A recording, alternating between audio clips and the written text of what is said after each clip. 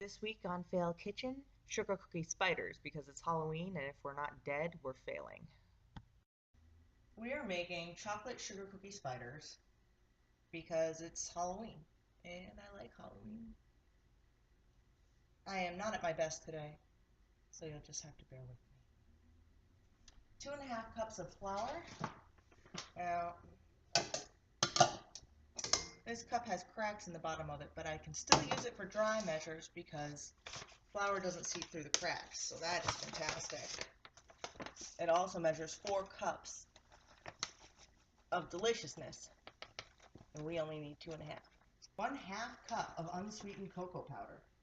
That is more unsweetened cocoa powder than I've ever used. Ooh, I haven't used my cocoa powder in a long time. Do they have an expiration date on this?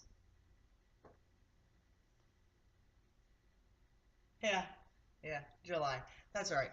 It's like July, October. It's like the same thing. And I certainly don't have time to go find cocoa powder. I don't have any spoons, so I will use a plastic soup spoon. Mash these clumps up. I'm sure it's fine. It's the same thing.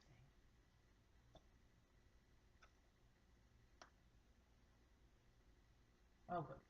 Right on the floor. Can I? Ugh. On the floor, on the counter? Why?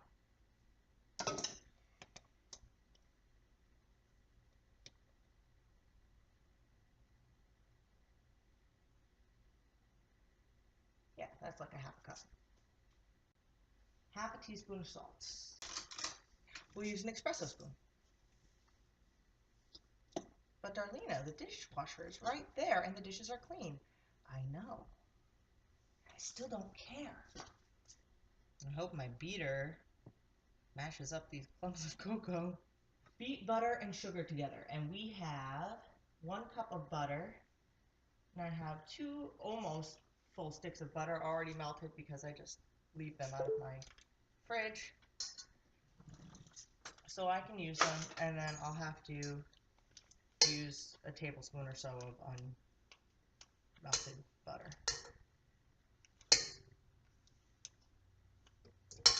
Whoa, that's not smooth. That's not tight.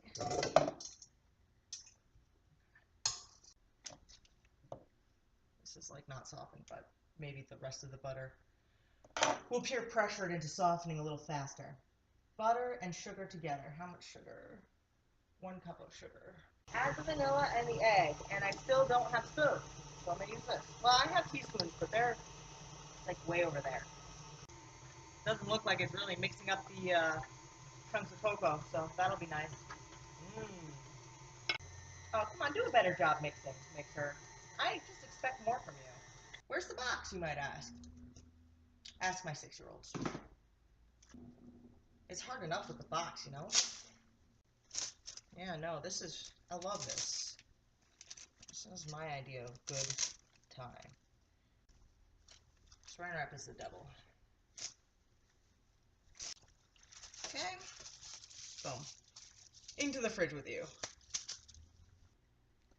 Okay, while that's chilling, we're going to make the frosting, and in the frosting recipe, they say I need 2 ounces of dark chocolate melted and cooled. I don't know what that means. Because as soon as you cool chocolate, it's going to get hard again, so why melt it? So I'm just going to melt it and kind of, sort of, leave it on the side while I make the rest of the frosting and then add it. I don't even know. Whatever. Oh, and I'm also not double boiling 2 ounces of chocolate. And I'm also not measuring 2 ounces of chocolate because it's frosting, so who the heck cares? Let's just say that's 2 ounces. Let's just use the whole bag. Why not? Whatever's left in the bag.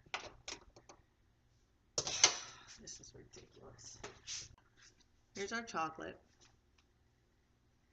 And cooling is just going to be it sitting over here on a burner that's off on the stove while I make the rest of the frosting. 1/2 cup of butter at room temperature.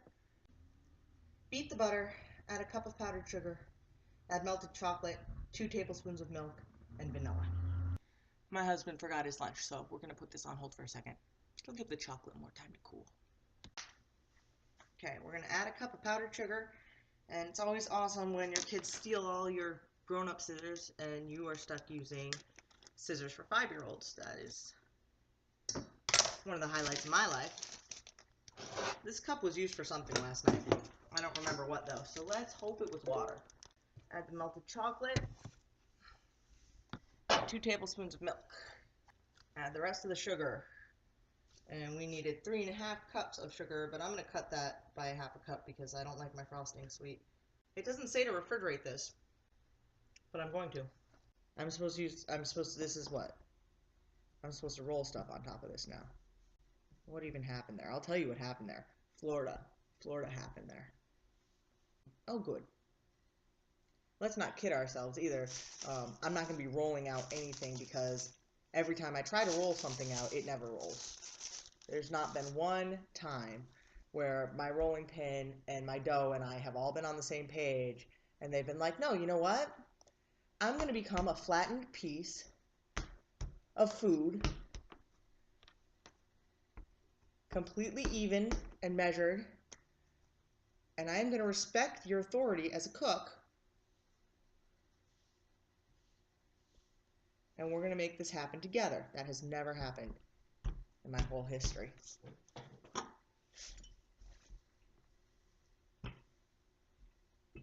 I don't have a round cookie cutter, but what I do have is a wine glass. What I always have is a wine glass. Oh, come on, huh? It would be nice if this could work just one time in my whole life. That would be nice. Maybe like if I got a spatula or something. So the new rule is nobody gives me any recipes that require rolling out dough because it's a catastrophe every time.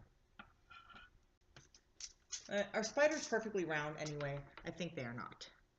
So eventually it looks like this. I mean, we can't even cook 12 to a sheet. We have to cook 6 to a sheet. Why? And now we have to roll this out again. Like, you know, this is, and it's warm now, so it's sticking to my, I hate everything. There must be a class or something that I missed on how to roll dough so that it doesn't stick to your thing. Girls will come home. You didn't let us make these with you. Instead of, thank you for making us sugar cookies, Mom. And I'll have to be like, girls, we just made apple grins last week together. And they'll be like, I want to go live with Nana. Have you seen in real life a hairy spider? I doubt you have. So, you know, we will reflect proper population numbers in our cookies and make one hairy spider to all of the millions of not hairy spiders that are around every day. I suppose I'll have to actually make 2 hairy spiders because I have 2 children. So we're supposed to have a piping bag with some kind of ridiculously small tip. And I don't have a piping bag, nor do I have a ridiculously small tip. What I do have is a freezer bag and a toothpick that I will poke a little tiny hole in my freezer bag with. Okay? And that's what we're going to work with. And it's not going to work. It's not going to work. It's going to be a mess. It's going to be a mess. So to make these little hairs, we're supposed to squeeze this frosting out of this tiny little hole and pull up. And it's supposed to stand up. No. Not that one. Not that one. Okay, so they're not going to stand up. But they're curling. How long do people sit here? How long do people sit here and do this? Are you kidding me? Do these people have nothing else to do with their lives? To make tiny frosting hair on spiders? Cookies that are going to be eaten in 2 seconds? I don't understand parenting. I've gotten through like 1/8 of my cookie. This hurts my hands, and I don't like doing it. Shit! Look what I just did. I just ruined my best squiggle cookie. The one I was going to picture. I just dug my fingernail into it. Foolishness. And then we're supposed to have bought little googly eyes. And I don't know where you find candy googly eyes. I don't have them. So I'm going to use gel. I didn't have white, so I just used pink. The spiders have pink eyes, right? Actually, spiders have 8 eyes. So we're not being correct here anyway. And then little black dots on top of those. The legs. We're going to skip the legs. The only ones that get legs are my 2 kids.